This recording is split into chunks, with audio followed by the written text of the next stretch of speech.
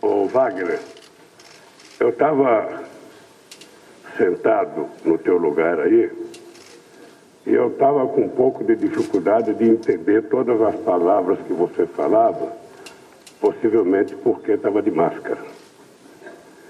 Eu acho que o Sorrentino é médico. Eu acho que é o seguinte, eu acho que, primeiro, eu espero que todo mundo esteja de máscara aqui. Espero que todo mundo esteja se cuidando. Espero que, brevemente, todos vocês tenham tomado vacina. E eu queria falar com o médico aqui se eu posso tirar minha máscara para falar. Eu estou a 2 metros de distância. Vocês todos já fizeram um teste. Vocês todos estão livres. Então, eu gostaria de tirar minha máscara para poder falar com vocês. Bem, faz quase 3 anos que eu saí da sede desse sindicato para ir me entregar à Polícia Federal. Eu fui, obviamente, contra a minha vontade, porque sabia que estavam prendendo inocentes. Muitos dos que estavam aqui não queriam que eu fosse me entregar. E eu tomei a decisão de me entregar porque não seria correto um homem na minha idade, um homem com a construção da história construída junto com vocês, pudesse aparecer na capa dos jornais e na televisão como fugitivo. Como eu tinha clareza das inverdades contadas sobre mim, eu então tomei a decisão de provar a minha inocência dentro da sede da Polícia Federal, perto do juiz Moro. Antes de eu ir, nós tínhamos escrito um livro e eu fui a pessoa que dei a palavra final no título do livro, de que a verdade vencerá. Eu tinha tanta confiança e tanta consciência do que estava acontecendo no Brasil que eu tinha certeza que esse dia chegaria. E ele chegou. Eu queria dizer para vocês que eu nasci politicamente nesse sindicato. Em 1969, eu virei delegado de base desse sindicato, trabalhando na Vilares. Em 1972, eu virei primeiro secretário e cuidava de previdência social. Na verdade, eu cuidava dos velhinhos aqui. Em 1975, eu virei presidente. Em 1978, nós fizemos as primeiras greves, desde as greves de Osasco e de Contagem, em 1968. E depois vocês já conhecem a história. Veio a criação de muitos dos movimentos que estão aqui, e eu participei de quase todos eles. E o movimento mais importante foi a minha tomada de consciência de que, através do sindicato, eu não iria conseguir resolver os problemas do país. Eu poderia, no máximo, conseguir alguma conquista dentro da fábrica, mas era uma luta muito economicista. É aquela que você ganha hoje e perde amanhã com a inflação. É aquela que você pensa que está ganhando, daqui a pouco a empresa fecha, como fechou a Ford aqui, sem prestar contas a ninguém. E eu então resolvi que era necessário entrar na política e construir uma consciência política no país. Então, eu digo sempre que eu sou, na política, o resultado da consciência política da classe trabalhadora brasileira. Na hora que ela evoluiu, eu evoluir.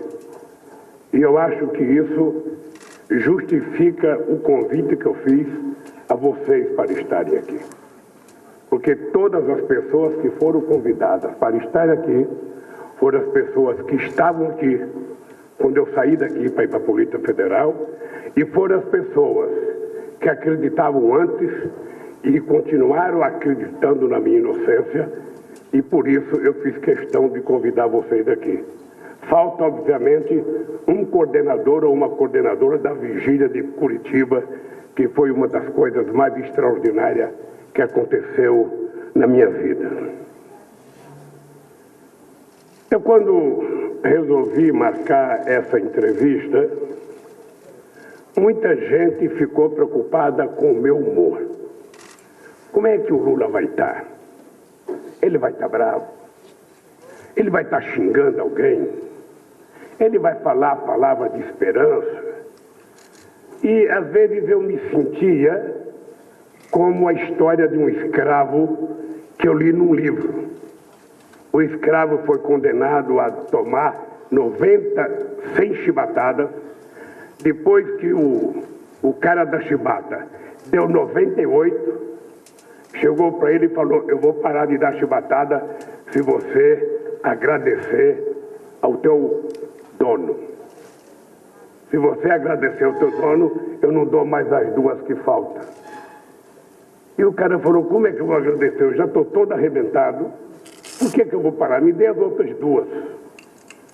Então, se tem um cidadão que tem razão de estar magoado com as chibatadas, sou eu. Não estou. As pessoas pensam que depois de dar chibatada, joga um pouco de sal e pimenta e a pessoa vai se curar ao longo do tempo. Não importa as cicatrizes que fiquem nas pessoas. Eu sei de que eu fui vítima da maior mentira jurídica contada em 500 anos de história. Eu sei que a minha mulher, a Marisa, morreu por conta da pressão e o AVC se apressou. Eu fui proibido até de visitar o meu irmão dentro de um caixão, porque tomaram uma decisão que queria que eu viesse para São Paulo, que eu fosse para o quartel do 2º Exército no Ibirapuera e meu irmão dentro do caixão fosse me visitar. E ainda disseram que não podia ter nenhuma fotografia. Então, se tem um brasileiro que tem razão de ter muitas e profundas mágoas, sou eu. Mas não tenho. Sinceramente, eu não tenho, porque o sofrimento que o povo brasileiro está passando, o sofrimento que as pessoas pobres estão passando nesse país, é infinitamente maior de qualquer crime que cometeram contra mim. É maior do que cada dor que eu sentia quando estava preso na Polícia Federal. Porque não tem dor maior para um homem ou uma mulher em qualquer país do mundo do que levantar de manhã e não ter a certeza de um café com um pãozinho com manteiga para tomar. Não tem dor maior para um ser humano do que ele chegar na hora do almoço e não ter um prato de feijão com farinha para dar para o seu filho. Não tem nada pior do que o cidadão saber que ele está desempregado e que no final do mês ele não vai ter o salário para sustentar a sua família. Essa dor que a sociedade brasileira está sentindo agora, que me faz dizer para vocês, a dor que eu sinto não é nada diante da dor que sofrem milhões e milhões de pessoas, de quase... É muito menor do que a dor que sofre quase 270 mil pessoas que viram os seus entes queridos morrer. seus pais, seus avós, sua mãe, sua mulher, seu marido, seu filho, seu neto, e sequer puderam se despedir dessa gente na hora que nós sempre consideramos sagrado a última visita e a última olhada na cara das pessoas que a gente ama. E muito mais gente está sofrendo.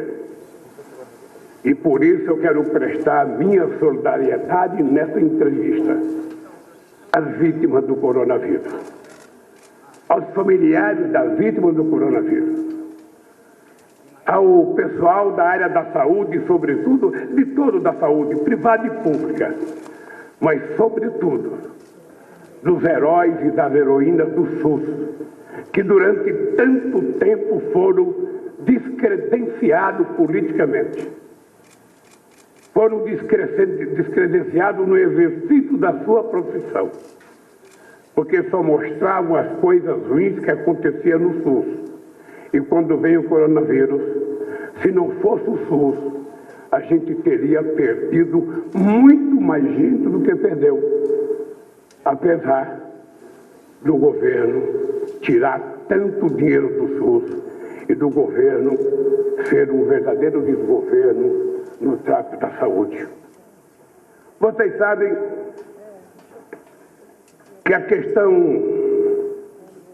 da vacina não é uma questão se tem dinheiro ou se não tem dinheiro.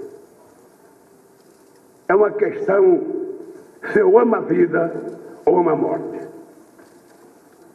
É uma questão de saber qual é o papel de um presidente da República no cuidado do seu povo. Porque um presidente da República, ele não é eleito para falar bobagem no fake news. Ele não é eleito para incentivar a compra de armas como se nós estivéssemos necessitando de armas. Quem está precisando de armas são as nossas Forças Armadas. Quem está precisando de armas é a nossa polícia, que muitas vezes sai para a rua para combater a violência com 38 velhos todo enferrujado. Mas não é a sociedade brasileira. Não são os fazendeiros que estão precisando de armas para matar sem terra ou para matar pequenos proprietários.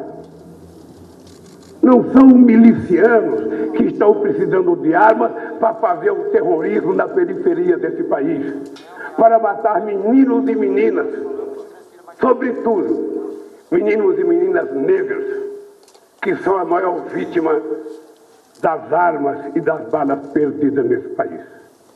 Nós, então, estamos vivendo um momento delicado. E eu vou querer conversar um pouco com vocês sobre isso. Mas antes de conversar, eu queria continuar os meus agradecimentos, sabe? Primeiro a você, agradecendo mais uma vez esse sindicato ceder esse espaço democrático para que a gente possa fazer essa conversa. Eu não poderia deixar de agradecer ao presidente Alberto Fernandes da Argentina, que teve a decência de, enquanto candidato a presidente da República do seu país, contra a extrema-direita, ele teve a coragem de ir à Polícia Federal de Curitiba me visitar. E mais ainda, eu até pedi para ele não dar entrevista, para ele não ser prejudicado pela direita na Argentina. E ele me disse: Lula, eu não tenho nenhum problema com o que a direita vai falar. O meu problema é o que eu vim fazer aqui. Eu vim aqui ser solidário a você, porque acredito que você está sendo vítima da maior mentira política já havida na América Latina. Então, ao presidente Alberto Fernandes, e foi a primeira pessoa a me ligar depois da decisão do Fachin. Então, ao presidente Alberto Fernandes e ao povo argentino solidário, meus agradecimentos.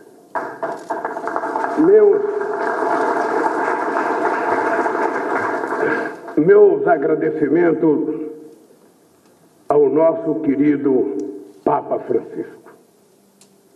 Não só porque ele mandou uma pessoa me visitar em Curitiba, me entregar uma carta, que a Polícia Federal não deixou ele entrar porque achou que ele era um embusteiro, que ele não era representante do Papa, e ele era representante do Papa.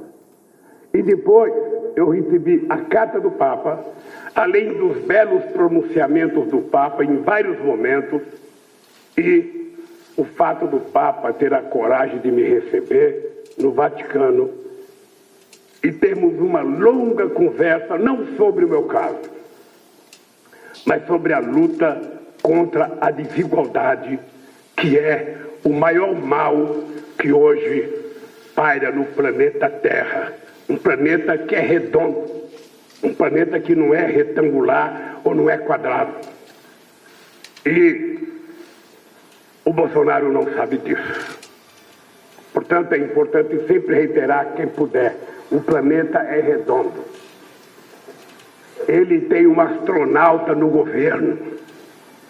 O ministro Ponte, da Frente de Tecnologia, sobrevoou num foguete russo quando eu era presidente. Se ele não dormiu, ele viu que o planeta era redondo. Então ele poderia dizer para o presidente dele: ô, presidente, não fala mais dessa bobagem não acredita no tal do Olavo de Carvalho, sabe? Assume que o mundo é redondo. E eu, então, sou grato porque o Papa Francisco é, inegavelmente, o religioso mais importante que nós temos nesse momento. Quero agradecer as pessoas, companheira Luísa Mercadante, do Grupo de Puebla, líderes da América Latina inteira, que foram solidários e que confiaram na minha inocência. Quero agradecer ao Fórum de São Paulo, que é uma organização da esquerda latino-americana, e quero agradecer a muitos líderes políticos. Eu não poderia deixar de citar aqui o companheiro Pepe Mujica, ex-presidente do Uruguai, uma das pessoas mais extraordinárias que eu conheci. Não poderia deixar de reconhecer aqui a solidariedade do Bernie Sanders, um companheiro senador dos Estados Unidos, quase candidato a presidente da República e que se afastou da campanha. Quero reconhecer com muito carinho, sabe, o comportamento da prefeita Anne Hidalgo, prefeita de Paris, que na disputa da eleição dela teve a coragem, quando a direita escrevia artigos nos jornais que ela ia perder as eleições porque tinha me levado lá. Ela falou: Lula, para mim a solidariedade vale mais do que uma eleição. Eu trouxe você aqui para dar um prêmio de cidadão parisense para você e vou ganhar as eleições por conta desse meu gesto. E ganhou as eleições. Por isso, eu quero agradecer a nossa querida prefeita de Paris. Quero agradecer ao companheiro Sapateiro, ao companheiro Evo Morales, a Monja Cohen, o nosso querido Martinho da Vila, o nosso querido Chico Buarque, o nosso querido Noam Chomsky, um dos maiores intelectuais vivos, sabe, hoje na humanidade. Quero agradecer o meu querido velhinho, sabe, antes de falar o nome dele, esse companheiro passou 4 anos tentando dar uma fazenda dele no interior de São Paulo para a USP fazer um campo lá. E a USP passou 4 anos sem dar resposta. Quando foi um dia, ele me procurou, através de um assessor dele, que ele tinha uma fazenda para doar para fazer uma universidade. Em menos de 20 horas, o companheiro Fernando Haddad, que está aqui, sabe, aceitou o terreno e nós pegamos o terreno. E esse companheiro, eu tive o prazer de visitar a universidade com ele, já funcionando. Não sei como é que ela está hoje, depois da destruição do Temer e do Bolsonaro, mas é o meu querido companheiro Raduan Nassar. Companheiro que já está com mais de 80 anos. Quero agradecer o companheiro, meu biógrafo, que nunca termina o meu livro, o companheiro Fernando de Moraes. Quero agradecer o Martin Schulz, que é ministro na Alemanha e representa a social-democracia, o Roberto Gualtieri, do Podemos espanhol, e do ex-primeiro-ministro italiano da Lema. Quero agradecer de coração o pessoal da vigília. Aqui teve muita gente que foi na vigília. Aqui teve muita gente que ficou muito tempo na vigília. Mas aquelas pessoas enfrentaram loucuras da Polícia Federal. Tinha um delegado, que eu não sei se ele era saudável ou não, se ele bebia ou não, mas ele provocava a vigília, chegou a atirar para fazer medo à vigília, chegava a chamar a polícia, tinha vizinhos que ofendia gente da vigília todo dia, sabe? E esse pessoal ficou lá 580 dias, todo santo dia de manhã, de domingo a domingo, gritando presidente Lula, almoçando e gritavam presidente Lula às 2 horas da tarde, e às 7 horas da noite gritavam presidente Lula, e todo santo dia eu acordava, almoçava e dormia com mulheres e homens do Brasil inteiro gritando o meu nome. Então a cadeia não foi o sofrimento que eu esperava que fosse, porque eu não sei quantos presos na história da humanidade tiveram tanta gente. E aí eu tenho que agradecer ao movimento sindical, agradecer, João Paulo, ao movimento Sem Terra, porque o companheiro Baggio, lá do Paraná, foi um herói. Sabe, agradecer os companheiros do MAP, que trabalharam de forma extraordinária, e os companheiros dos partidos de esquerda que estão aqui, sabe? Eu, lamentavelmente, não tenho o nome de todas as pessoas, mas eu tenho que agradecer. Eu quero, antes de agradecer aos meus advogados e aos outros advogados que, não sendo os meus advogados no processo, foram advogados, participaram de solidariedade, fizeram muita coisa nesse país, eu quero agradecer a uma pessoa que eu não conheço, mas é uma pessoa chamada Cláudio Wagner. Esse é o perito. Esse é o perito que está investigando todas as mensagens do hacker para provar a veracidade das denúncias. O que é engraçado é que, durante longos 5 anos, amplos setores da imprensa não exigiram nenhuma veracidade do Moro, não exigiram nenhuma veracidade dos procuradores, não exigiram nenhuma veracidade da Polícia Federal para divulgar as mentiras que eles contavam a meu respeito. Mas agora nós estamos com um perito fazendo investigação nos documentos que está na Polícia Federal, portanto não é uma coisa do PT, é da Polícia Federal, autorizado pelo ministro da Suprema Corte, e mesmo esse perito avalizando, vocês acompanham a imprensa, e eu acho muito engraçado porque o Moro fala, não reconheço, sabe, essa veracidade. Os procuradores falam, não reconheço, mesmo tendo uma peritagem e a divulgação sendo autorizada pela Suprema Corte. No meu caso, eles nunca pediram autorização. Era até engraçado, porque muitas vezes eu ia fazer o inquérito e a maior preocupação do delegado que ia fazer o inquérito não era com a pergunta, era com o vazamento. E o vazamento era selecionado. Tinha jornalista específico na Folha, jornalista específico no Estadão, jornalista específico na época na Veja, na Isto É, jornalista específico em vários canais de televisão. E todo mundo se lembra. Quantas e quantas matérias do principal jornal da televisão aparecia um oleoduto, um gasoduto saindo dinheiro para falar 20 ou 30 minutos das denúncias dos procuradores sem nenhuma prova. Mas eles colocavam: contra o Lula não precisava provar que o documento tinha seriedade. Era preciso destruir. Afinal de contas, um torneiro mecânico sem dedo já tinha feito demais nesse país. Era preciso evitar que esse cidadão pensasse em voltar a governar o país. Porque a América Latina nunca trabalhou em 500 anos com política de inclusão social. Então, a inclusão social é para 35% da sociedade. Quem pode ir a teatro é uma parte pequena da sociedade.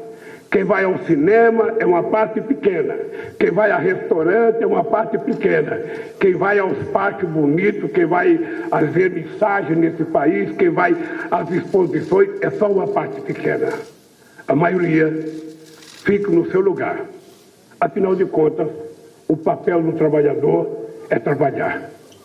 E o papel do pobre é esperar as políticas de ajuda do governo quando ela vem. E por conta disso, eu digo para vocês, antes de ontem foi um dia gratificante. Eu sou agradecido ao ministro, Fachin, porque ele cumpriu uma coisa que a gente reivindicava desde 2016. A decisão que ele tomou, tardiamente, 5 anos depois, ela foi colocada por nós desde 2016. A gente cansou de dizer a inclusão do Lula e a inclusão da Petrobras na vida do Lula como criminoso era a razão pela qual a quadrilha de procuradores da Lava Jato, não o Ministério Público, a quadrilha de procuradores da Força Tarefa e o Moro entendiam que a única forma de me pegar era me levar para a Lava Jato. Porque eu já tinha sido liberado em vários outros processos fora da Lava Jato, mas eles tinham como obsessão, porque eles queriam criar um partido político, sabe, de tentar me criminalizar. E eu fiquei muito feliz porque depois da divulgação de tanta mentira contra mim, ontem eu acho que nós tivemos um jornal nacional épico. Ontem eu acho que quem assistiu televisão não estava acreditando no que estava vendo. Pela primeira vez, a verdade prevaleceu. Dita não por alguém do PT, dita pelo presidente da segunda turma do STF, no discurso do Gilmar Mendes, dito pelo Ricardo Lewandowski e dito até pela Carmen Lúcia, que nunca tinha visto nada igual àquilo. E eu, como acho que tenho um pouco de experiência, fiquei feliz com a verdade. Porque é para isso que servem os meios de comunicação. Jornalista não existe para sair para a rua para cumprir a ordem do editor. Vocês não sabem, mas aqui nessa sala não tem ninguém que tenha lidado com a imprensa 10% do que eu lidei. Desde 1975 eu lido com a imprensa. E com muita imprensa. Eu sempre disse que o papel da imprensa, quando o jornalista sai para a rua, ele sai com um compromisso de dizer a verdade. A verdade nua e crua. Não tem importância que ela seja contra o PT, contra o PCdoB, contra o PSOL, contra o PMDB, contra qualquer. A verdade nua e crua. É para isso que nós precisamos de imprensa livre. Não é uma imprensa que divulga aquilo que politicamente ou que ideologicamente ela quer. A ideologia da notícia do jornal ou da televisão ou da revista deve ser colocada num cantinho no editorial como pensamento da revista. Mas vocês, jornalistas, precisam ser livres. E o compromisso de vocês é escreverem o que vocês viram. É escreverem o que as pessoas falaram para vocês. E não escrever o que o editor quer que vocês escrevam. Portanto, eu fiquei feliz porque eu espero que a verdade versada pela Globo ontem seja um novo padrão de comportamento da Globo com a verdade. A Globo não tem que gostar ou não gostar de presidente. Ela não tem que gostar ou não gostar de partido. Isso ela decide na hora de votar. Mas na hora de informar, ela tem que informar a verdade e apenas, somente a verdade. E ontem eu fiquei feliz porque ouvi a verdade proferida na íntegra por 2 ministros da Suprema Corte. E eu espero que continue assim, porque antes o Gilmar também não aparecia. Antes o Lewandowski também não aparecia. Aparecia os acusadores durante meia hora e às vezes o Gilmar e o Lewandowski, que votasse contra os procuradores, tinha 30 segundos. Os meus advogados eu nem falo, porque o esforço para que meus advogados aparecessem em 30 segundos era monumental e nem sempre apareciam. Mesmo assim, eu continuo dizendo que a liberdade de imprensa é uma das razões maiores pela manutenção da democracia em qualquer país do mundo, em qualquer lugar do planeta Terra. Então, meus companheiros, eu quero agradecer aos meus advogados. Há uma coisa engraçada. Os meus advogados não eram criminalistas. E por isso eu fui muitas vezes provocado para contratar alguém famoso, alguém muito importante, alguém que fosse ex-ministro, alguém que fosse... E eu dizia, para defender a verdade, eu não preciso disso. Uma vez, pediram para eu conversar com uma pessoa e essa pessoa falou assim para mim, eu posso até participar, mas eu preciso de 3 milhões de reais. Aí eu fiquei pensando, se uma pessoa, para me defender, pede 3 milhões de reais, e se eu pago, está confirmado que eu sou ladrão. Aonde é que eu vou arrumar 3 milhões de reais para pagar o advogado? E eu queria dizer ao meu querido Cristiano Zanin e à minha querida Valesca Teixeira e ao escritório, muito obrigado. Porque só foi possível acontecer o que aconteceu segunda-feira pela coragem. Vocês estão lembrados quando eu disse que eu não trocava a minha dignidade pela minha liberdade. E disse que a minha canela não era canela de pombo, eu não ia colocar, sabe, tornozeleira, e que não ia para casa preso porque a minha casa não era cadeia. Muita gente achou que eu estava radicalizando. E eu estava apenas dizendo o que eu sentia. Eu tinha certeza que esse dia chegaria. Esse dia chegou com o voto do Fachin, de reconhecer que nunca teve crime cometido por mim, de reconhecer que nunca teve envolvimento meu com a Petrobras. E toda a amargura que eu passei, todo o sofrimento que eu passei, acabou. Eu estou muito tranquilo. O processo vai continuar, tudo bem, eu já fui absolvido em todos os processos fora de Curitiba.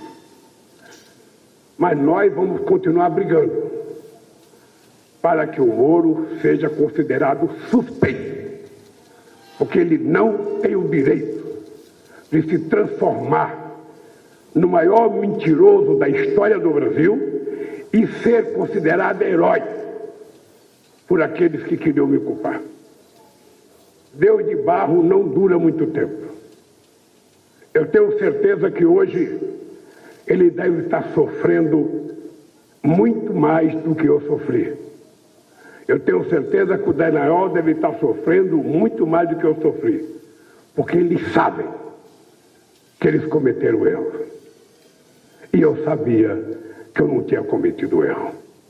Então, meus agradecimentos aos meus advogados e meus agradecimentos a todos os advogados do Brasil que foram solidários. Todos. Teve muita gente que foi solidária a mim, muitos documentos assinados, e eu sou sinceramente agradecido a todo mundo. Quero agradecer, antes de agradecer, falar uma vez eu tive um advogado muito importante. Quando saiu a notícia do triplex, esse advogado falou assim para mim: ô Lula, um dos maiores criminalistas do Brasil. Ô Lula, é o seguinte, você não tem que ter preocupação com esse negócio do triplex, porque não há como isso andar, não tem como isso prosperar. Não tem, isso não vai para frente. Eles inventaram um offshore do Panamá, inventaram uma empresária do offshore, para dizer que essa empresária tinha, e que essa offshore tinha compromisso com a OAS e com a Petrobras, e, portanto, era o que eles precisavam para me condenar. E o triplex que não ia para frente, que eles nunca apresentaram um documento, nunca apresentaram um centavo, foi a razão para eu ser condenado a 9 anos de prisão e a pagar uma multa que vale 50 vezes o apartamento. E agora, quem é vítima do apartamento é o Boulos, que está sendo indiciado porque ocupou o apartamento. E é engraçado que, se eu era o dono, não fui eu que processei o Boulos. Então eu quero saber quem foi que processou o rapaz que invadiu um apartamento que eles diziam que era meu. E eu não o processei e alguém o processou. Agora pode ficar sabendo, Boulos, que você tem toda a minha solidariedade. Tá? Se for preciso invadir por sua causa, nós invadiremos. Bem, quero cumprimentar a minha querida Gleice Hoffmann, que teve um papel não só na presidência do partido, mas na defesa do PT e na minha defesa. Vocês sabem que é muito difícil. Nunca queiram sair na página dos jornais com a cara de vocês taxada por um crime qualquer. Porque vocês vão perceber que muitas pessoas que vocês achavam que eram amigas de vocês desaparecerão logo. Vocês passarão semanas ou meses sem receber um telefonema. Pessoas que viviam atrás de você 24 horas por dia vão desaparecer. Então eu não desejo esse mal para ninguém. Por isso, quando eu era presidente, eu fiz 3 discursos em posse de procurador-geral, Paulo Okamoto. Eu dizia: eu considero o Ministério Público uma instituição muito importante. Pela instituição ser muito importante, é preciso que a pessoa que seja procurador seja muito honesta e muito séria. A gente não pode ficar divulgando o nome das pessoas antes de ter prova. A gente não pode tentar criminalizar as pessoas antes de provar que ele cometeu um crime. E foi o que aconteceu. A Lava Jato, ela fez um pacto com o setor da mídia e que era preciso, porque essa era a teoria do Moro num artigo que ele escreveu em 94, chamado Manipulite, em que ele dizia: só a imprensa pode ajudar a condenar as pessoas. E aí vale qualquer coisa. Então, eu quero agradecer a Gleice por todo o trabalho, Gleice, como companheira, como advogada e como presidenta do partido. Quero agradecer ao companheiro Fernando Haddad, que também ia me visitar todo dia como advogado. Não era como companheiro do PT, não. Ele ia como advogado. O Rui Costa foi como advogado, meu companheiro de partido, o Emílio, ia como advogado me visitar. Eu ganhei duas amizades extraordinárias, pessoas que eu não conhecia, dois advogados de Curitiba, que me visitaram durante 580 dias, todo santo dia. Um ia de manhã e outro ia de tarde, só não ia de sábado e domingo. Mas imagina o que é duas pessoas ir me visitar todo santo dia. Um chegava com almoço, mandado pela Janja, e outro chegava à tarde pela janta, mandado pela Janja. Às vezes a comida chegava fria, mas eu comia e não reclamava porque sabia que o povo estava passando fome lá fora. Eu esquentava porque eu tinha um negocinho de esquentar comida. Peão de fábrica sabe como esquentar marmita. Então, eu não comi comida fria, não. Era toda quentinha.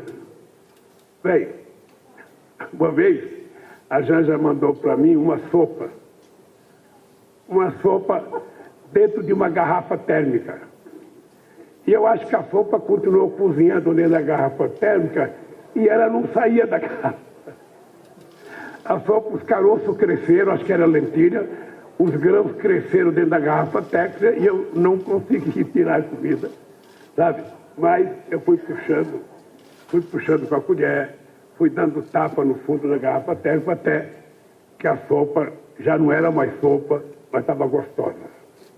Bem, eu quero agradecer os governadores, Rui Costa, Wellington Dias, Camilo Santana, Flávio Dino, Fátima Bezerra e todos os governadores do Nordeste que estão brigando, sabe, e do país inteiro para dar vacina. Havia uma luta titânica contra um governo incompetente, contra um ministro da Saúde incompetente e contra, sabe, as pessoas que não respeitam a vida. Então, aos governadores, minha solidariedade. Quero agradecer a todos os companheiros das centrais sindicais, agradecer a todos os companheiros dos partidos políticos aqui presentes, quero agradecer aos movimentos sociais, da CUT, a Força Sindical, a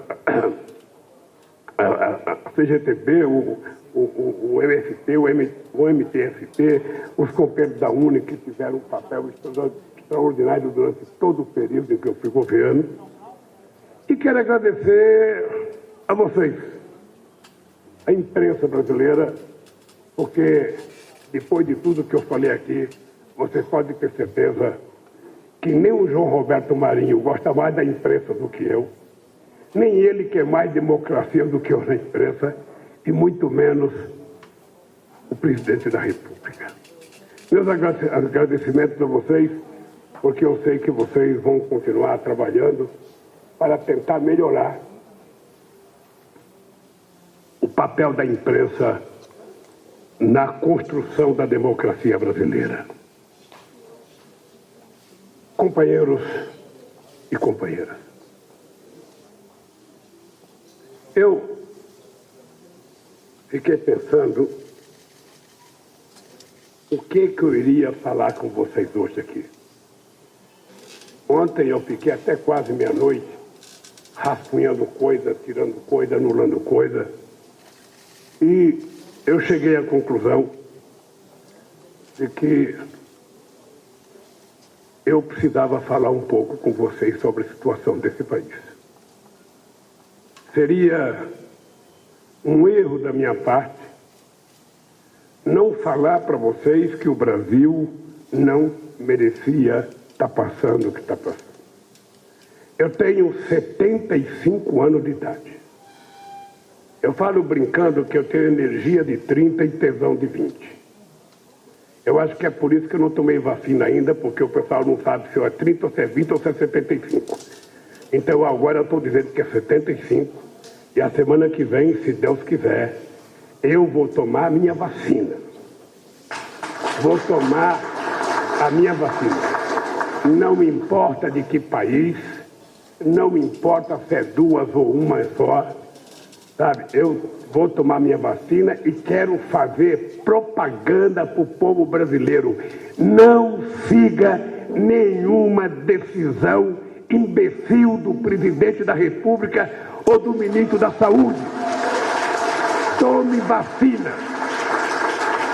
Tome vacina, porque a vacina é uma das coisas que pode livrar você do Covid. Mas mesmo tomando vacina, não acho que você possa tomar vacina e já tirar a camisa, já ir para o boteco, pedir uma cerveja gelada e ficar conversando. Não. Você precisa continuar fazendo o isolamento e você precisa continuar utilizando máscara e utilizando álcool gel. Pelo amor de Deus, esse vírus, essa noite, matou quase 2.000 pessoas. É que as mortes estão sendo naturalizadas. Porque a gente ouve de manhã, de tarde, de noite. A gente liga um canal de televisão, lê um jornal, liga um rádio. Ou seja, é falando da morte, então você vai naturalizando na cabeça das pessoas. Mas eram mortes que muitas delas poderiam ser evitadas. Evitadas se a gente tivesse um governo que tivesse feito o elementar. Você sabe que a arte de governar não é fácil. É a arte de saber tomar decisão. Então, um presidente da República que se respeitasse e que respeitasse o povo brasileiro, a primeira coisa que ele teria feito em março do ano passado era criar um comitê de crise, envolvendo o seu ministro da Saúde, envolvendo secretários da saúde dos estados, envolvendo cientistas da Fiocruz, cientistas do Butantan e outros cientistas, e toda semana orientar a sociedade brasileira do que fazer. Era preciso priorizar dinheiro e comprar as vacinas que pudesse comprar em qualquer lugar do planeta Terra. Porque nós tivemos momentos que teve vacina que a gente sequer aceitou. A própria Pfizer tentou oferecer vacina e a gente não quis. A Organização Mundial da Saúde, porque nós tínhamos um presidente que inventou uma tal de cloroquina. Nós tínhamos um presidente que falava que quem tem medo do Covid é marica, que o Covid era uma gripezinha, que o Covid era coisa de covarde, que ele era ex-atleta e que, portanto, ele não ia pegar. Esse não é o papel no mundo civilizado de um presidente da República.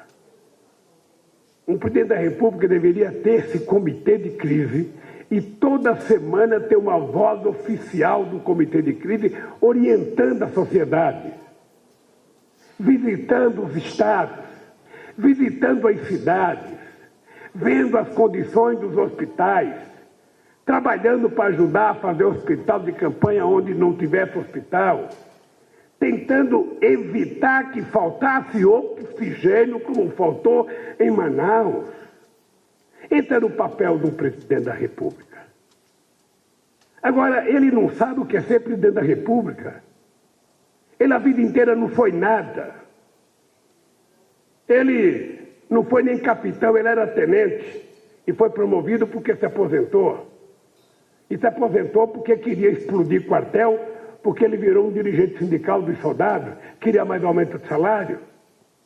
Depois que ele se aposentou, ele nunca mais fez nada na vida, ele foi vereador e deputado durante 32 anos, exerceu o mandato e conseguiu passar para a sociedade a ideia de que ele não era político. Vocês imaginaram o poder da força do fanatismo? Através do fake news, o mundo elegeu um Trump. Através da fake news, o mundo elegeu o Bolsonaro.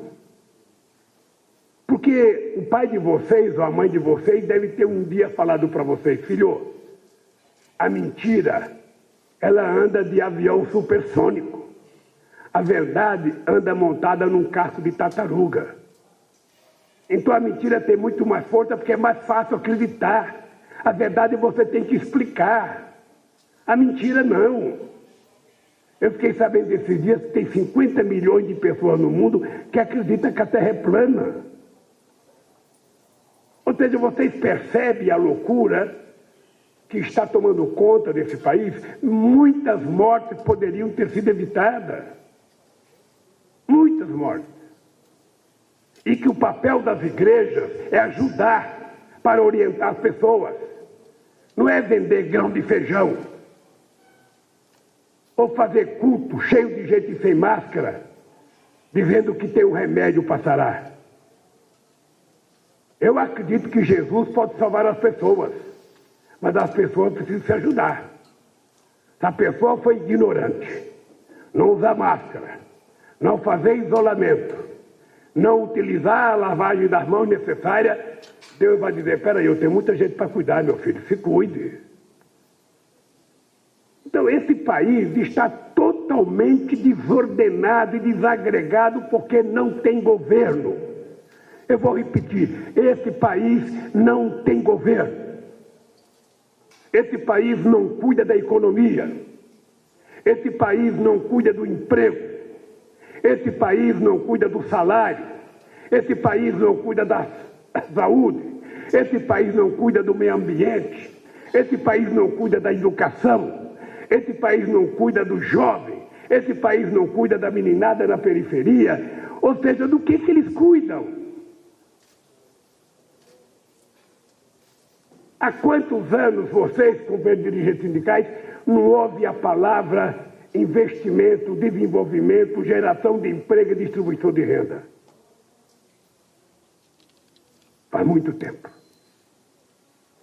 Eu não sei se a CUT já publicou o documento, se já se reuniu com o movimento sindical, mas tem uma coisa que eu estava querendo há muito tempo que fosse produzida e finalmente parece que o Diese produziu. Vocês sabem que enquanto o Ministério Público utilizava os meios de comunicação para vender, sabe, a grandeza de que esse país tinha recuperado 4 bilhões para a Petrobras? Vocês cansaram de ouvir isso? O Dallagnol vai lá na Globo se reunir, sabe, e vai dizer que recuperou 1 bilhão, 2 bilhões. Você sabe qual foi o prejuízo que a Lava Jato, eu estou falando da Lava Jato, sabe, que a Lava Jato poderia ter apurado a corrupção, ter prendido o dono da empresa que é ladrão, ter prendido o político que é ladrão e manter as empresas funcionando. Porque, afinal de contas, só para vocês terem ideia, por conta da Operação Lava Jato, o Brasil deixou de ter de investimento 172 bilhões de reais. Só por conta da Lava Jato, segundo esse estudo do Diese, o país perdeu 4 milhões. Eu não estou falando dos 14 milhões de desempregados, eu estou dizendo só por conta da Lava Jato. A destruição que ela fez na corrente geradora de emprego nesse país gerou 4 milhões e 400 mil empregos. Só direto na construção civil, 1 milhão e 100. Agora você pega a cadeia produtiva de óleo e gás, da indústria naval, da indústria metalúrgica, sabe? Você vai ver quantos milhões de empregos. Isso nunca foi falado. Nunca nenhum instituto teve a coragem de publicar qual foi o prejuízo que teve nesse país. Esse país que no tempo que o PT governava chegou a ser a 6ª economia do mundo. Eu lembro que em Copenhague, quando a gente estava disputando as Olimpíadas, eu brincava com a França e com a Inglaterra: se preparem, porque nós já passamos vocês. Agora eu quero passar a Alemanha.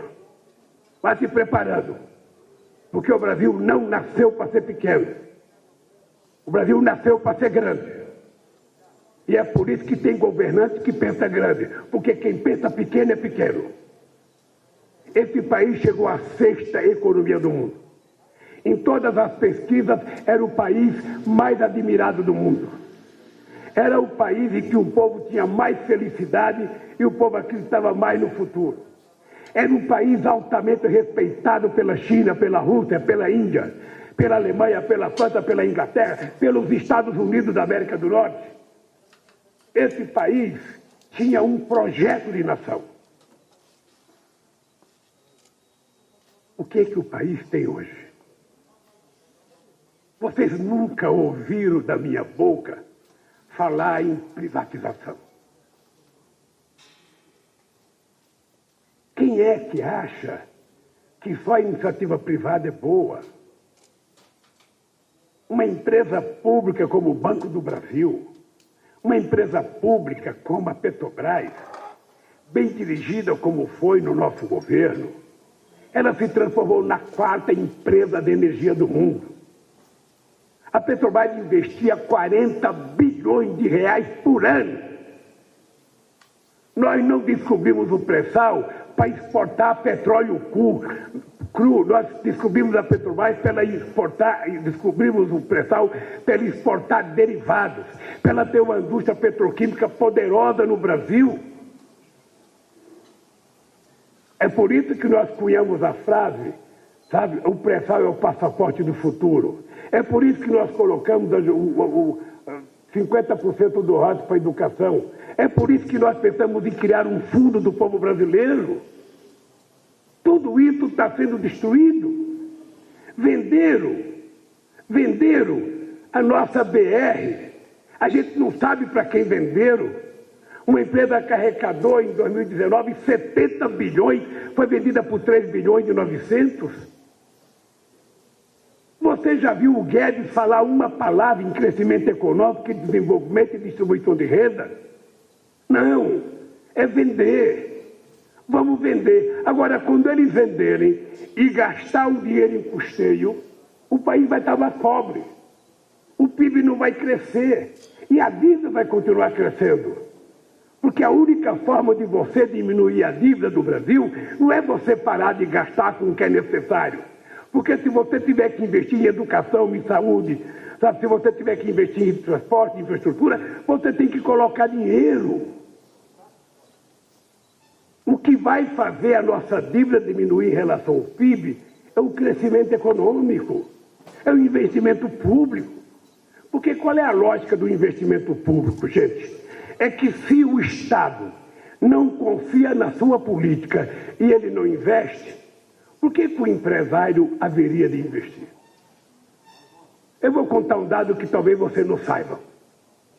Eu vou contar porque eu estou aqui dentro do sindicato. Quando esse país tinha como presidente da República um metalúrgico, em 2008, a indústria automobilística vendia 4 milhões de carros por ano nesse país. Passado 13 anos, esse país vende 2 milhões de carros. Ou seja, hoje a indústria automobilística é metade do que era em 2008. Porque não há possibilidade de investimento se não houver demanda. Para ter demanda tem que ter emprego. Por que vocês acham que o PT está brigando por um salário emergencial de R$600? Não é porque a gente acha que o Estado tem que pagar R$600 a vida inteira. É porque o Estado só pode deixar de pagar quando o Estado estiver gerando emprego e as pessoas estiverem obtendo renda às custas do seu trabalho, aí não precisa de salário emergencial. Mas enquanto o governo não cuida de emprego, não cuida de salário, não cuida de renda, você tem que ter um salário emergencial para que as pessoas não morram de fome. Isso não precisa ler Marx para entender, não precisa ler, sabe, artigo do Delfim Neto para entender. É a lógica da casa de vocês. Se a mulher tiver dinheiro, se a mulher de vocês e a família tiver dinheiro, ela vai no supermercado, ela vai na feira, ela vai comprar um caderno novo, ela vai comprar um sapato, ela vai comprar uma camisa e tudo começa a funcionar. Se ela não tem, ela fica em casa prostrada. na frente de um fogão, esperando quando é que eu vou ter dinheiro para comprar alguma coisa. Porque governar um país, gente, um presidente da República, ele tem que conversar com sindicalistas. Não é possível que um presidente da República não converse com a força do trabalho. Um presidente tem que conversar com os empresários. E me parece que o Bolsonaro só conversa com o louro da van. Morreu o louro da Ana Braga, o José, mas está o louro da van. Parece que é conversa, porque não tem reunião produtiva com os empresários. Sabe, não tem. Eu tinha um conselho com 100 pessoas que participavam, dirigentes sindicais, participavam os grandes empresários, participava índio, participava pastor da igreja evangélica, participava padre, participava bispo, participava negro, porque eu queria ouvir a sociedade. Nós fizemos no meu mandato 74 conferências nacionais para ouvir o que a sociedade queria. O Bolsonaro não junta ninguém, ele junta os milicianos, não mostra a cara nas entrevistas dele na saída do palácio, para dizer vai ter mais arma. Estou liberando mais 4 armas, mais 2 fuzil. Logo, logo vai ter canhão para todo mundo. Esse povo não está precisando de arma, David. Esse povo está precisando de emprego, de carteira profissional, está precisando de salário, está precisando de livro, está precisando de educação. O Estado precisa estar presente na periferia desse país. O Estado tem que estar lá com educação, com cultura, com saúde, com política de assistência social. É esse o papel de um presidente da República. Será que o Bolsonaro não leu nada do que a gente fez? Você, Haddad, não produziu nenhum livrinho para o Bolsonaro ler? Tantas cartilhas que a gente fez, o PCdoB não fez uma cartilha para mandar para o Bolsonaro, dizendo que é possível governar diferente? Ô Miguel, você pode fazer da força sindical e não sei fazer da CUT, para ele saber que é possível.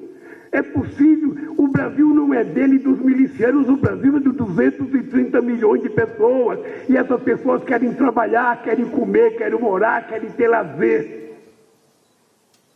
Ah, vocês não sabem como eu ficava feliz quando eu vi um trabalhador mostrar uma picanha e falar: eu vou comer picanha e vou tomar uma cerveja.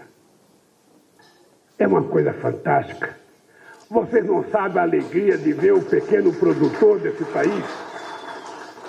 Vocês não sabem a alegria de ver o pequeno produtor desse país, representado aqui pelo companheiro João Paulo do Sem Terra, produzir e saber que tinha garantia de preço? Saber que o produto dele não ia ficar no porão da casa dele ou estragando no sol e na chuva? A gente comprava esse produto e a gente distribuía se fosse necessário, mas a gente tinha que construir um estoque regulador até para regular preço.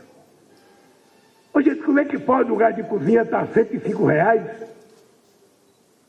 Como é que pode a cebola aumentar 60%, o tomate aumentar não sei quanto? Como é que pode a luz elétrica aumentar tanto?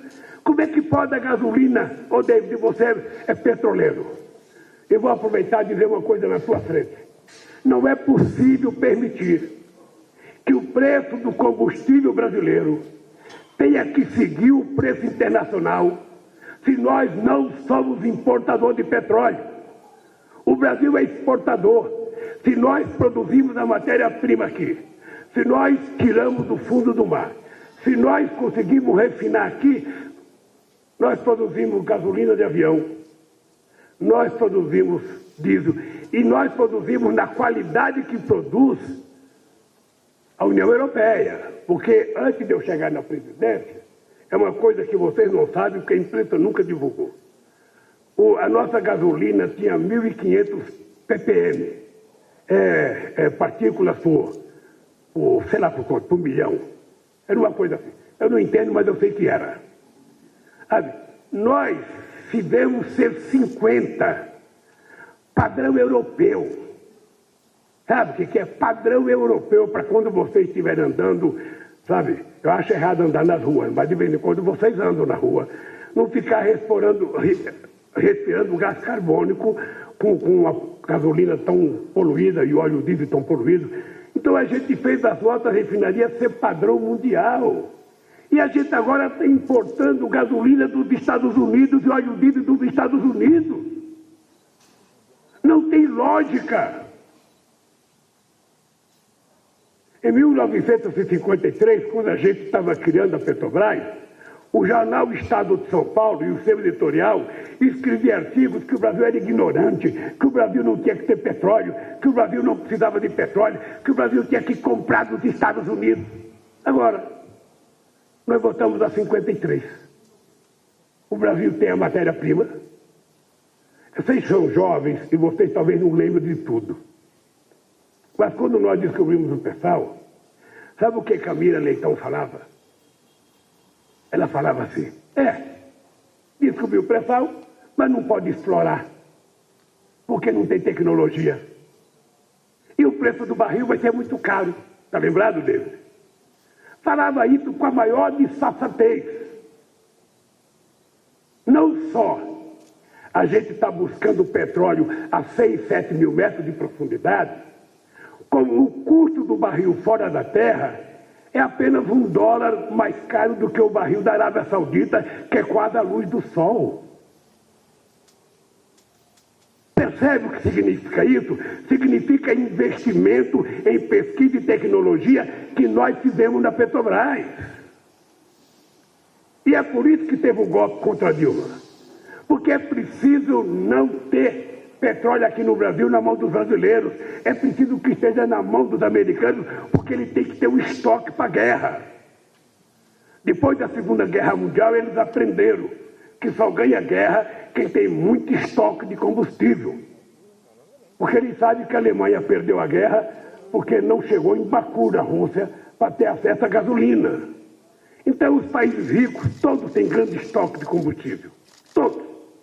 E nós, que somos um puta de um país grande, que somos um país que tem a mais importante tecnologia em prospecção de petróleo em águas profundas, estamos nos desfazendo disso para poder atender aos interesses do Deus mercado do petróleo. Então, a economia está mal. E a economia está mal e o Covid está tomando conta desse país. A cepa de Manaus parece que mata, é 10 vezes mais contagiante do que a outra cepa e mata pelo menos 2 vezes mais, pelo menos é o que eu vi dos cientistas falarem. Esse país poderia estar pesquisando vacina e fazer vacina. Esse país pode, quando veio H1N1, em 2000 e não sei quanto aí, sabe, eu era presidente da República, a gente vacinou 80 milhões de brasileiros em 3 meses. Esse país tem um sistema de saúde, sabe, que sabe fazer isso. Cadê o Zé Gotinha? Cadê o nosso querido Zé Gotinha? O Bolsonaro mandou embora, porque pensou que ele era petista. Não era petista. Ele foi inventado por gente muito importante da saúde sanitária desse país. Não teve nada a ver com o PT. Ele era suprapartidário. Ele era humanista. E cadê o Zé Gotinha? Acabou. Então eu queria que vocês meditassem. Esse país não tem governo. Esse país não tem ministro da saúde. Esse país não tem ministro da economia. Esse país tem um fanfarrão,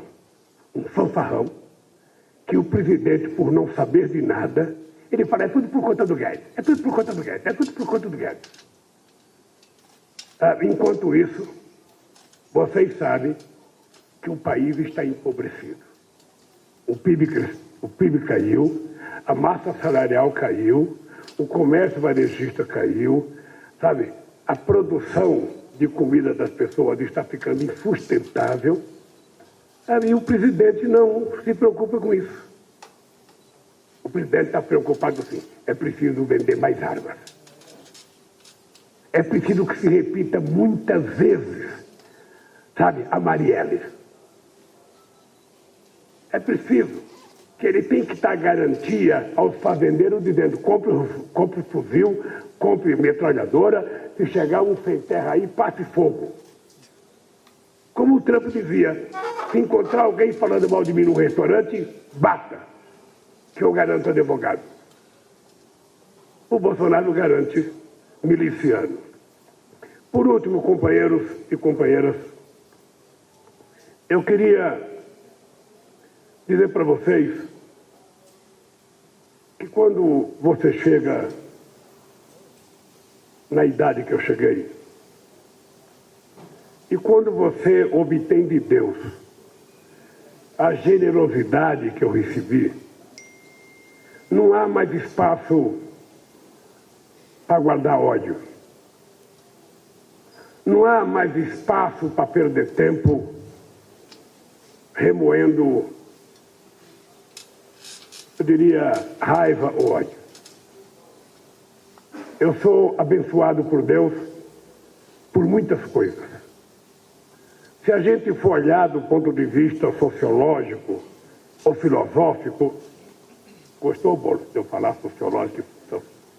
Se a gente fosse analisar, Haddad, por conta disso, a gente não teria feito aqui, ô nobre, a revolução da criação do novo sindicalismo em 78. Porque era impossível criar qualquer coisa e a gente criou.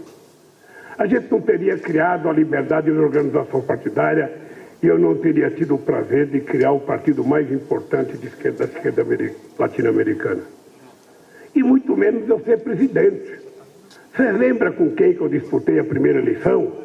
Com o doutor Ulisses Guimarães, com o doutor Leonardo de Moura Brizola, com o doutor Paulo Saliba Lúcio, com o doutor Mário Covas, com o doutor Apique, com o doutor Aureliano, era só doutor. O único cara que não era doutor era eu. E fui para o segundo turno. E não ganhei porque a Globo me roubou. A Globo fez aquela mutreta do debate, reconhecido pelos diretores da Globo da época. Bem, então eu sou abençoado por Deus. Então eu quero terminar dizendo para vocês o seguinte: eu estou muito de bem com a vida. A Lava Jato desapareceu da minha vida. Eu não espero que as pessoas que me acusam parem de me acusar. Não espero. Eu estou satisfeito que tenha sido reconhecido aquilo que meus advogados vêm dizendo há muito tempo. O presidente é inocente, o presidente não é dono do apartamento. Nós derrubamos 11 ações ao longo de 5 anos. Ou seja, nós tivemos 100% de êxito na decisão do Fachin. De repente eu tinha 4 processos e eles desapareceram. Por que o Fachin não fez isso antes? Eu estou dizendo isso há 5 anos. Eu sei que é constrangedor muita gente que me acusou parar de acusar. É duro. Porque quando você envereda no caminho da mentira, é difícil você voltar atrás. Mas, olha como eu estou muito mais sereno do que o William Bonner ontem dando a notícia. Olha como eu estou com o semblante tranquilo, de que a verdade venceu. De que a verdade vai continuar vencendo. Por isso, companheiros e companheiras, eu quero dizer para vocês, eu quero dedicar o resto de vida que me sobra, que eu espero que seja muito eu espero. A gente começa a gostar da vida quando a gente está mais próximo do céu. Eu quero voltar a andar por esse país para conversar com esse povo. O povo não tem o direito de permitir que um cidadão que causa os males que o Bolsonaro causa ao país continue governando e continue vendendo o país. Eu não sei qual é a atitude, mas alguma atitude nós vamos ter que tomar, companheiros para que esse país possa voltar a crescer, para que esse povo possa voltar a sonhar. Esse país já sonhou, esse país já realizou. Hoje a gente sonhava em fazer esse país ser grande. Nós construímos e fortalecemos o Mercosul. Nós construímos a Unasul, que a gente queria criar um grande bloco econômico latino-americano, um bloco de 400 milhões de habitantes, de um PIB razoavelmente grande, para negociar a igualdade de condições com a Europa. Porque a Europa ela só quer negociar para a gente comprar os produtos agrícolas deles e eles comprar os nossos produtos. Não, a gente comprar, eles venderam os produtos industriais para a gente vender, sabe, produtos agrícolas. Não, a gente não quer só fazer do agronegócio, a gente respeita o agronegócio, eu acho que o agronegócio tem muita tecnologia, é muito importante, mas o Brasil quer ser um país industrializado. O país quer ter novas indústrias, o país quer ter novas tecnologias, sabe? E a gente sonhava isso. Nós criamos os BRICS, nós criamos o Banco dos BRICS, nós criamos o Banco do Sul. O Brasil tinha um projeto de nação. O Brasil tinha um projeto de soberania. Porque faz 500 anos que nós fomos descobertos, quando é que nós vamos tomar conta do nosso nariz? Quando é que eu vou acordar de manhã sem ter que pedir licença para respirar para o governo americano? Quando é que eu vou levantar de manhã sabendo que meu povo está tomando café, que ele vai almoçar e vai jantar, que as crianças estão na escola, que as crianças estão tendo acesso à saúde, à cultura? Quando é que nós vamos acordar? Isso é possível. Nós provamos isso. Então, companheiros e companheiras, é pela construção desse sonho e ajudar a torná-lo realidade que eu me sinto muito jovem. E me sinto jovem para brigar muito. Então eu queria que vocês soubessem. Desistir, jamais. A palavra desistir não existe no meu dicionário. Eu aprendi com a minha mãe. Lute sempre. Acredite sempre, teme sempre, porque se a gente não acreditar na gente, ninguém vai acreditar.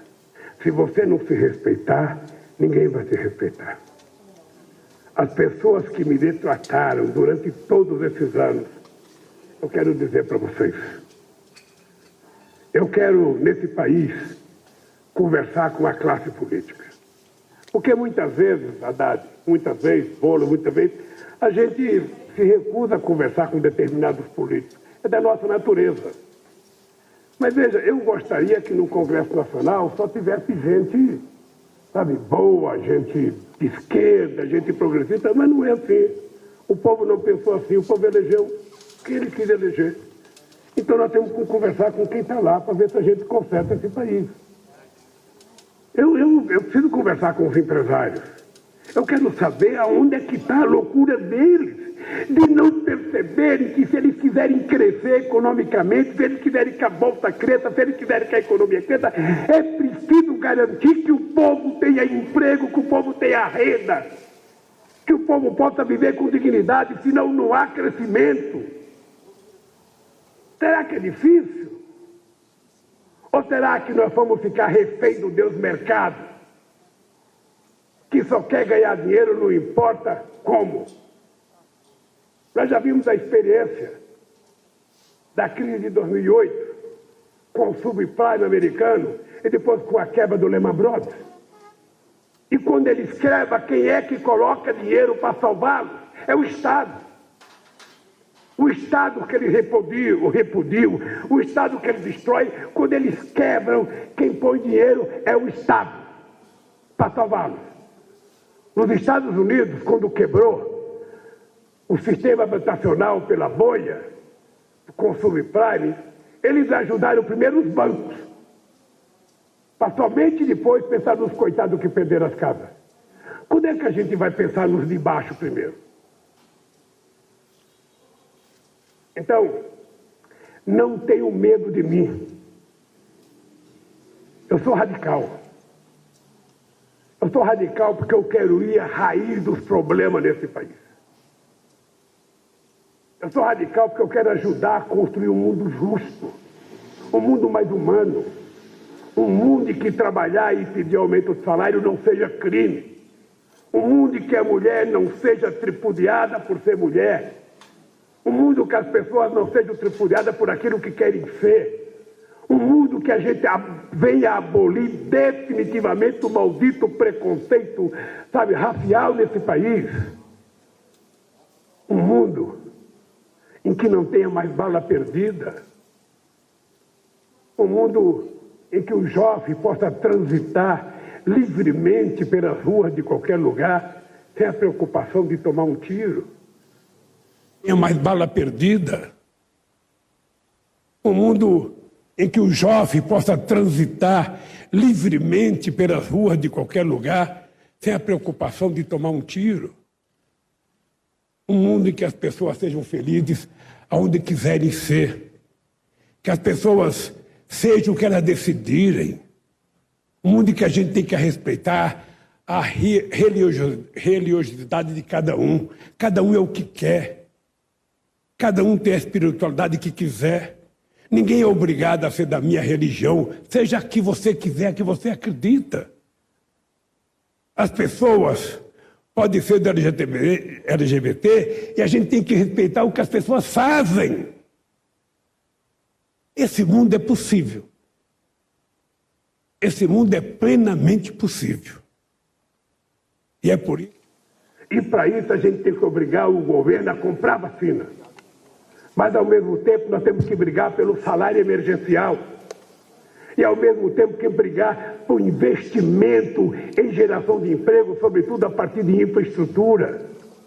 Temos que brigar numa política de ajuda aos microempreendedores, ao pequeno empresário brasileiro que não se suporta e quebra. Quantos restaurantes estão fechando? Quantas farmácias estão fechando? Quantas lavanderias estão fechando? Quantos institutos de beleza estão fechando? Para que existe governo? É para tentar encontrar solução para essa gente.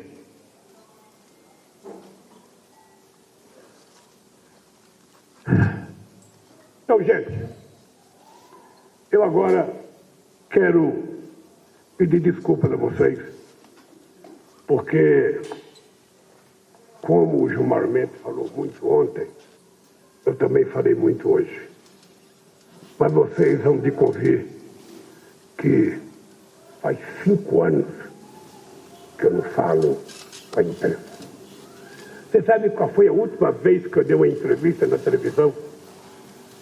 Foi para o Roberto Dávila na Globo News, há uns 5 ou 6 anos atrás, uns 4 anos atrás. Eu virei uma espécie de vírus. Não encosta no Lula. Não ouça o Lula. Uma vez eu fui condenado a 3 anos de cadeia em Manaus. Eu fui condenado a 3 anos, sabe qual era a minha arma? O juiz disse que eu tinha a língua felina. Então, eu quero dizer para vocês, para defender o povo brasileiro, para defender as coisas que vão salvar esse país, eu vou continuar com a minha língua felina. E quero agradecer, porque se não fosse vocês, possivelmente eu não teria chegado aqui. Muito obrigado. E vamos às perguntas que vocês fazem.